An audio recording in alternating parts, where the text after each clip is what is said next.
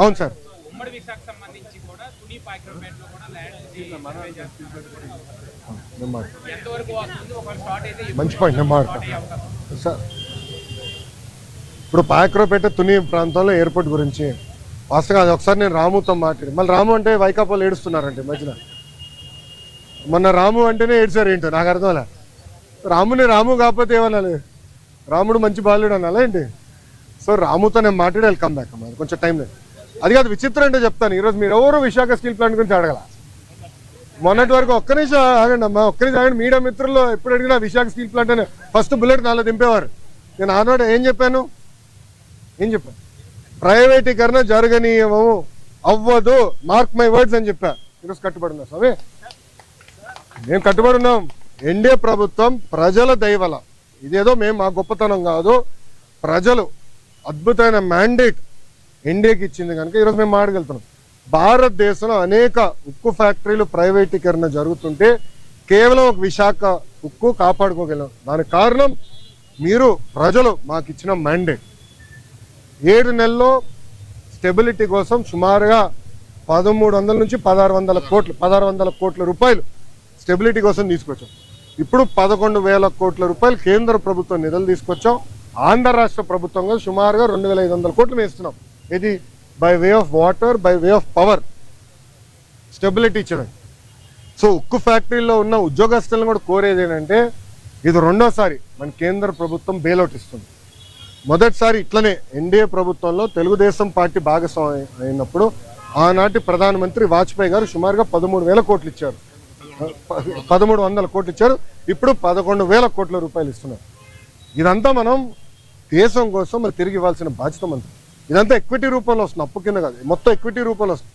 కానీ ఉక్కు ఫ్యాక్టరీ ఉద్యోగస్తులు కూడా నేను కోరేది ఏంటంటే, కష్టపడతాం, డివిడెండ్ల ద్వారానో ఉద్యోగాల ద్వారానో తిరిగి దేశానికి మనం చెల్లిద్దామని నేను కోరుతున్నాను. ఏదమ్మా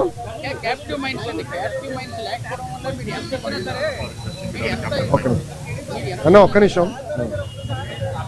I'm sorry, that is the wrong argument.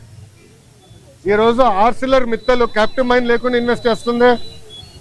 ఎన్ఎండిసితో tie up అయ్యి క్యాప్టివ్ మైన్ లేకుండా వాళ్ళు ఇన్వెస్ట్ చేస్తున్నారు కదా. వాళ్ళు 14 మిలియన్ మెట్రిక్ టన్ ప్లాంట్ వాళ్ళు ఇన్వెస్ట్ చేస్తున్నారు 2 దశల్లో. సో అది కావాలని ఇన్ఎఫిషియన్సీని దాంట్లోకి దోస్తున్నారు. మీరు ఉద్యోగస్తులు అడగండి, కొంతమంది సీఈఓలుగా వచ్చిన వల్ల ఇవన్నీ ఇబ్బందులు వచ్చినాయి. పకడ్బందీగా ఏర్పాటు చేయాలి. అది నిర్మలా సీతారామన్ గారితో కూడా చంద్రబాబు నాయుడు గారు మొన్న ఢిల్లీలో మాట్లాడారు. మీరు చూస్తారు కదా, విశాఖ ఉక్కుని సెట్ చేస్తాం. Highest profit making iron steel factory చేసే బాధ్యత మేము తీసుకుంటాం.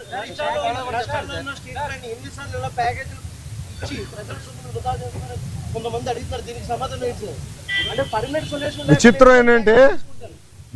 ఏంటంటే చేయకపోతే ఏమో ప్రైవేటీకరణ అని మీరే అడుగుతారు, ఇస్తే ఏమో ప్రజల డబ్బు వృధా చేస్తాను అన్న ఒక మాట. విశాఖ ఉక్కుకి చాలా ఎమోషనల్ అటాచ్మెంట్ ఉంది ఆంధ్ర రాష్ట్ర ప్రజలకు. ఆనాడు విశాఖ ఉక్కు ఆంధ్రుల హక్కు అని ఎంతోమంది త్యాగాలతో విశాఖ ఉక్కు ఏర్పడింది. కొంతమంది అధికారుల ఇన్ఎఫిషియన్సీ వల్లనే, మళ్ళీ ఐఎమ్ రిపీటింగ్, కొంతమంది అధికారుల ఇన్ఎఫిషియన్సీ వల్లనే ఆ ఉక్కు ఫ్యాక్టరీ ఇలాంటి పరిస్థితికి వచ్చింది.